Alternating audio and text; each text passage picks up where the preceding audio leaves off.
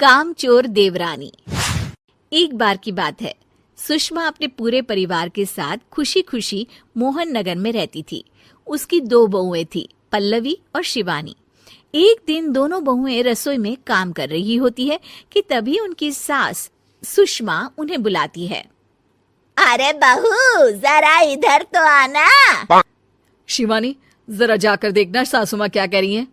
दीदी आप ही देख लो ना जाकर, आपको भी तो सुनाई दे रहा है। अरे मैं आटा गूंद रही हूँ ना, तुम चली जाओ।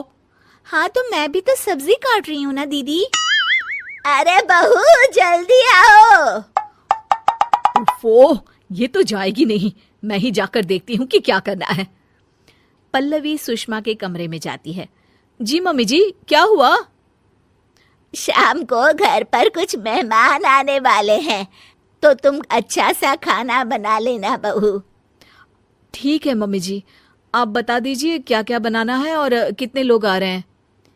सुनील की मौसी जी और उनका पूरा परिवार आ रहा है। कुल मिलाकर 3 लोग और हमें मिलाकर हुए 9 लोग।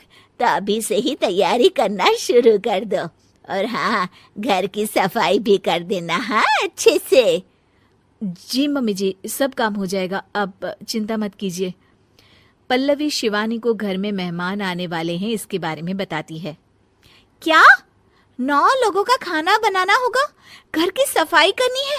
बाप रे, सासू माँ ने तो हमें घर की नौकरानी ही समझ कर रखा है। ऐसा नहीं बोलते शिवानी, हम इस घर की बहू हैं और घर के काम करना हमारा फर्ज है। दीदी तो है ही सासू माँ की चमची, जब देखो सासू माँ सासू माँ। मैं तो इतना सारा काम नहीं करने वाली। शिवानी कपड़े लेकर गमला साफ कर रही होती है और चक्कर आने का नाटक करने लगती है। मेरा सर चकरा रहा है। तभी वहां पल्लवी और सासू माँ जाते हैं। अरे बहू, क्या हो गया तुम्हें? मम्मी जी, बहुत तेज सर में दर्द हो रहा है। तुम एक काम करो शिवानी, आराम कर लो। नहीं नहीं दीदी, घर में मेहमान आने वाले हैं, मुझे आपकी मदद करनी चाहिए। अरे कोई बात नहीं शिवानी, तुम आराम कर लो, मैं सब काम कर लूंगी। ठीक है दीदी, अगर आप इतना कह रही हैं तो आराम कर लेती हूँ।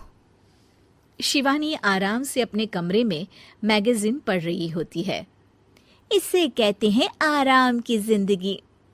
इतना सारा काम। चलो सारा काम खत्म हो गया, शिवानी को देख आती हूँ। शिवानी अपने कमरे में ईयरफोन में गाने सुनते सुनते सो जाती है और उसके साइड में मैगजीन भी रखी होती है। पल्लवी वहां आ जाती है और वो सब देखती है। ओहो, तो मतलब सब काम चोरी का बहाना था। अभी बताती हूँ इसको।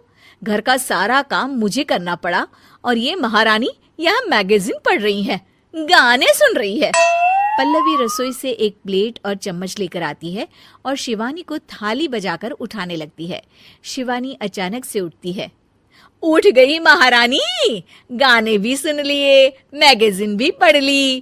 तुम तो बहुत बड़ी झूठी निकली शिवानी। तुमने सर दर्द का बहाना बनाया ताकि काम करने से बच सको। हाँ बनाया बहाना, तो क्या करती, इतने सारे काम करती। मुझे कोई शौक नहीं है चापलूसी का। क्या चापलूसी? तुम्हें लगता है कि मैं सारे काम चापलूसी के लिए कर रही हूँ? नहीं तो क्या। तभी वहां सासू माँ आ जाती हैं।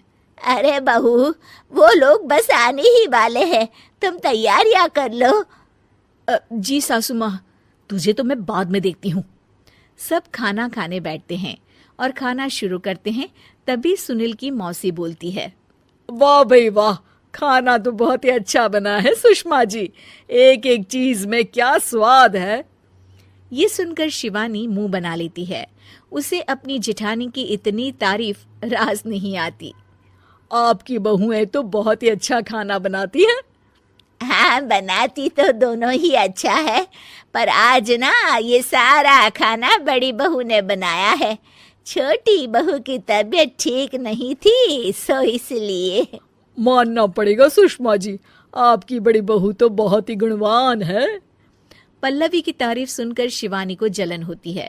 पल्लवी ये सुनकर खुश हो जाती है और शिवानी की तरफ देखकर उसे चिढ़ाती है। कुछ देर बाद मेहमानों के जाने का वक्त हो जाता है। मौसी जी सबके लिए उपहार लाई होती है। वो सबको शगुन के पैसे देती हैं और अंत में पल्लवी के पास आती है। तुम्हारे लिए शगुन का लिफाफा तो है ही, पर बहू तुम्हें एक और उपहार भी मिलेगा इतना अच्छा खाना बनाने के लिए। मौसी अपने सोने के कंगन निकालकर पल्लवी को पहना देती है। ये लो, ये मेरे मनपसंद कंगन है, अब से ये तुम्हारे हुए। धन्यवाद मौसी जी।